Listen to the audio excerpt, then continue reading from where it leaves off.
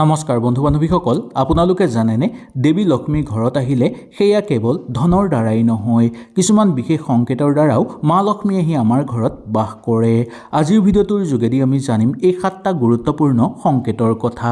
এই সংকেতবোৰ যদি আপোনালোকে দেখা পায় বা বুজি পায় তেনেহ'লে জানিব যে দেৱী লক্ষ্মী আহি আপোনালোকৰ ঘৰত বাস কৰিছে। আহক তেনেহ'লে এই 7টা সংকেতৰ বিষয়ে আমি সুন্দৰভাৱে জানি লওঁ। যদি ভিডিঅ'টো ভাল লাগে লাইক এটা কৰি আমাৰ মনোবল বঢ়াব আৰু আপোনালোকৰ বন্ধুবৰ্গৰ লগত শ্বেয়াৰ কৰি তেওঁলোককো উপকৃত কৰিব। 1 নম্বৰ সংকেতটো হ'ল যদি আপোনালোকৰ ঘৰত সদায় শান্তিময় পৰিৱেশ হৈ থাকে, যদি আপোনালোকৰ ঘৰত হাই কাজিয়া কমিবলৈ ধৰিছে, পৰিয়ালৰ মাজত যদি মিলাপ্ৰীতি বৃদ্ধি পাবলৈ ধৰিছে, সকলো ফালৰ পৰা আপোনালোকৰ ঘৰত সুখ সমৃদ্ধি বৃদ্ধি পাইছে, কোনো অচিনাকি ব্যক্তিৰ পৰাও আপোনালোকে যদি সহায় সহযোগিতা লাভ কৰিব পাৰিছে, তেনেহ'লে আপোনালোকে বুজিব যে মা লক্ষ্মী আহি আপোনালোকৰ ঘৰত প্ৰৱেশ কৰিছে, যাৰ ফলত আপোনালোকৰ সকলো কাম উন্নতিৰে হৈ পৰিব আৰু যি কামতেই আপোনালোকে হাত দিব সেই কামেই সুচাৰুভাৱে হৈ পৰিব। ঘৰৰ পৰিৱেশ পবিত্ৰ হৈ থাকিব আৰু ঘৰত থকা সকলো বেয়া দৃষ্টি দূৰ হৈ পৰিব। সেই গতিকে এইকেইটা কথাৰ প্ৰতি আপোনালোকে বিশেষকৈ লক্ষ্য ৰখাটো দৰকাৰ। 2 নম্বৰ সংকেতটো হ'ল সন্ধ্যাৰ সময়ত সকলো মানুহে ঘৰত এগছি চাকি জ্বলায়। কোনো লোকে তুলসীৰ গুৰিত চাকি জ্বলায়, কোনো লোকে ঘৰৰ পূজাৰ স্থানত চাকি জ্বলায়। সেই চাকি গছাৰ ফালে চালেই আপোনালোকে দ্বিতীয় সংকেতটোৰ কথা বুজি পাব। এই চাকি গছাৰ ফালে চালেই বুজি পাব যে আপোনালোকৰ ঘৰত ধন সম্পত্তি বৃদ্ধি পাবলৈ ধৰিছেনে, আপোনালোকৰ ঘৰত মা লক্ষ্মীৰ আগমন হৈছেনে। আপুনি যেতিয়া সন্ধ্যাৰ সময়ত এগছি চাকি জ্বলাব, সেই চাকি গছি বাৰে বাৰে যাতে নুমাই নাযায়, দীৰ্ঘ সময় ধৰি যাতে চাকি গছি শান্তিভাৱে জ্বলি থাকে, তেতিয়াই আপোনালোকে বুজিব পাৰিব যে মা লক্ষ্মী সাক্ষাৎ আহি আপোনালোকৰ ঘৰত বাস কৰিছে, যাৰ ফলত আপোনালোকৰ ঘৰত ধন আৰু শুভ শক্তি সংকেত লাভ কৰিবলৈ সক্ষম হ'ব। সকলো ফালৰ পৰা ঘৰত উন্নতি বৃদ্ধি পাবলৈ ধৰিব আৰু মা লক্ষ্মী আগমনৰ সংকেত পালেই আপোনালোকে বুজিবলৈ সক্ষম হ'ব যে ঘৰত ধনে সোণে উপচি পৰিব আৰু সকলো কৰ্মতে আপোনালোকে সফলতা অৰ্জন কৰিব পাৰিব।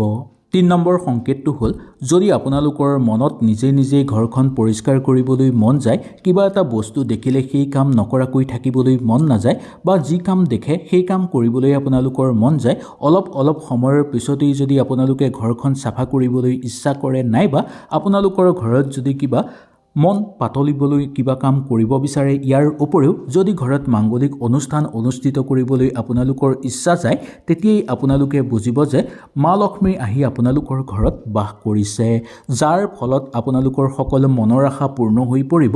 সকলো ক্ষেত্ৰতে ঘৰ পৰিয়ালত সুখ শান্তি আৰু সমৃদ্ধি বৃদ্ধি পাবলৈ ধৰিব। নতুন চিন্তা আপোনালোকৰ মনলৈ আহিব, নতুনকৈ আপোনালোকে কিবা এটা কৰাৰ সুযোগ লাভ কৰিবলৈ সক্ষম হ'ব।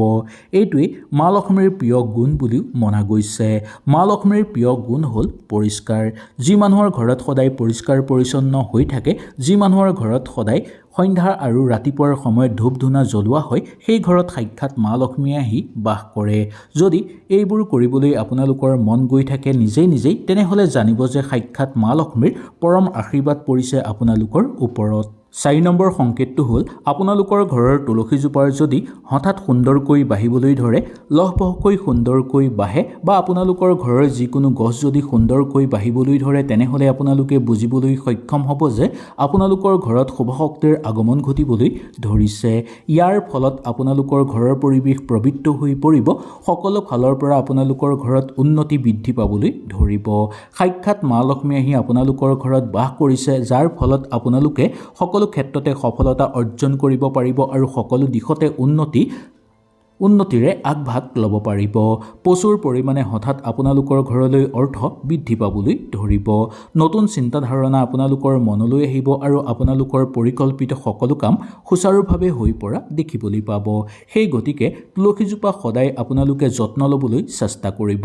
যদি আপোনালোকৰ ঘৰৰ তুলসীজোপাৰ লহপহকৈ বাঢ়ি আহে বা সুন্দৰকৈ বাঢ়ি আহিবলৈ ধৰে, তেনেহ'লে জানিব যে সাক্ষাৎ মা লক্ষ্মী আহি আপোনালোকৰ ঘৰত বাস কৰিছে। ইয়াৰ অৰ্থ হ'ল ঘৰত ইতিবাচক শক্তিৰ প্ৰভাৱ বৃদ্ধি পাবলৈ ধৰিছে। 5 নম্বৰ সংকেতটো হ'ল আপোনালোকৰ পাকঘৰৰ কাষত যদি পৰুৱাই লাইন কৰি ঘৰৰ ভিতৰলৈ আহি থকা আপোনালোকে দেখা পায়, তেনেহ'লে জানিব যে আপোনালোকৰ জীৱনলৈ শুভ শক্তিৰ আগমন ঘটিছে। বিশেষকৈ মা লক্ষ্মীৰ পৰম আশীৰ্বাদ আপোনালোকৰ ওপৰত পৰিছে। নতুনকৈ আপোনালোকৰ জীৱনলৈ আহিব পাৰে শুভ সংকেত বা আপোনালোকৰ ঘৰলৈ কিবা এটা ভাল সুযোগ বা ভাল খবৰ অহাৰ সম্ভাৱনা দেখিবলৈ পোৱা যায়। যদি পাকঘৰত পৰুৱাই লাইন পাতি সোমাই অহা আপোনালোকে দেখা পায় তেনেহ'লে জানিব যে আপোনালোকৰ জীৱনত কিবা এটা নতুন হ'বলৈ গৈ আছে বা আপোনালোকে জীৱনত কিবা এটা নতুনত্ব কৰি দেখুৱাব পাৰিব। সামাজিক ক্ষেত্ৰতেই হওক বা ৰাজহুৱা ক্ষেত্ৰতেই হওক মান সন্মান আপোনালোকৰ বৃদ্ধি পাবলৈ ধৰিব। নতুন ক্ষেত্ৰত আপোনালোকে আগভাগ লৈ আগুৱাই যাব পাৰিব। কিবা এটা কাম কৰিম বুলি ভাবি আছে যদি সেই কাম হৈ পৰিব। যদি কিবা এটা কাম কৰিবলৈ পৰিকল্পনা কৰি আছে তেনেহ'লে সেই কামো আপোনালোকৰ সুচাৰুভাৱে হৈ পৰা দেখিবলৈ পোৱা যায়। বাস্তুশাস্ত্ৰৰ মতে এইটো ধন আগমনৰ প্ৰাচীন সংকেত বুলিও কোৱা হয়। ইয়াৰ উপৰিও মা লক্ষ্মীৰ সাক্ষাৎ আগমন বুলিও কোৱা হয়।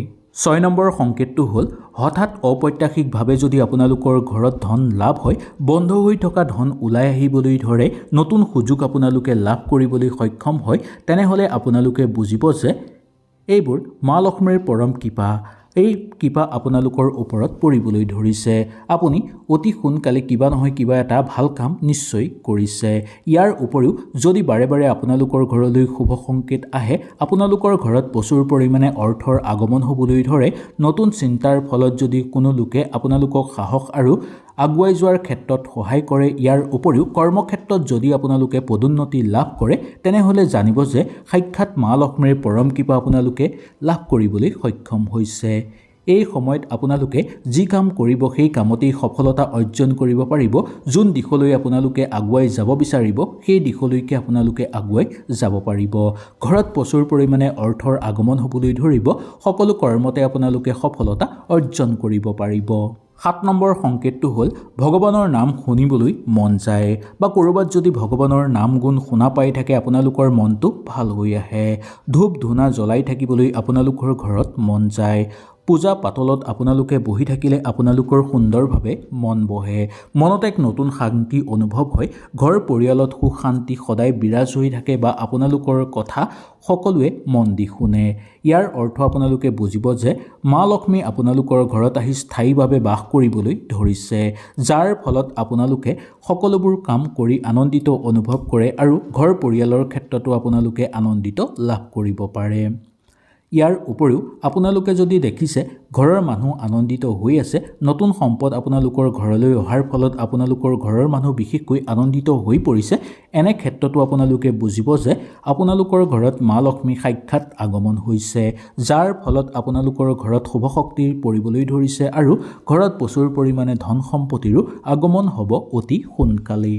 8 নম্বৰ শুভ সংকেতটো হ'ল আপোনালোকৰ ঘৰৰ মানি প্লাণ্ট গছজোপা হঠাৎ ভালকৈ বাঢ়িবলৈ ধৰিছে নাইবা আন কোনো গছবোৰ হঠাৎ ভালকৈ বাঢ়িবলৈ ধৰিছে, তেনেহ'লে বুজিব যে আপোনালোকৰ ঘৰত শুভ শক্তিৰ আগমন ঘটিবলৈ ধৰিছে।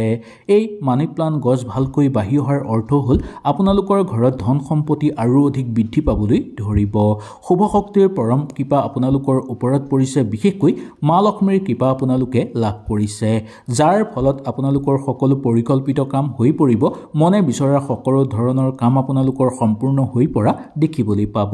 মা লক্ষ্মীৰ কৃপাৰ ফলত আপোনাৰ লগতে আপোনালোকৰ ঘৰৰ পৰিৱেশো উন্নত হৈ পৰিব। ইয়াৰ অৰ্থ হ'ল মা লক্ষ্মীয়ে আপোনালোকক এইটোৱে ইংগিত দিছে যে আপোনালোকৰ ভাল দিন বা ভাল সময় আহি পৰিছে। এই 7টা সংকেত আপোনালোকৰ জীৱনত দেখা পালেই আপোনালোকে বুজিব যে দেৱী লক্ষ্মী আহি আপোনালোকৰ ঘৰত বাস কৰিছে আৰু মা লক্ষ্মী আপোনালোকৰ ওপৰত সন্তুষ্ট হৈ পৰিছে। এই কৃপা যদি আপোনালোকে বজাই ৰাখিব বিচাৰে দীৰ্ঘদিন সময় ধৰি, তেনেহ'লে সদায় সত্য কথা ক'ব, সদায় ঘৰখন পৰিষ্কাৰ কৰি ৰাখিব আৰু সদায় কৃতজ্ঞতা আপোনালোকে নাপাহৰিব।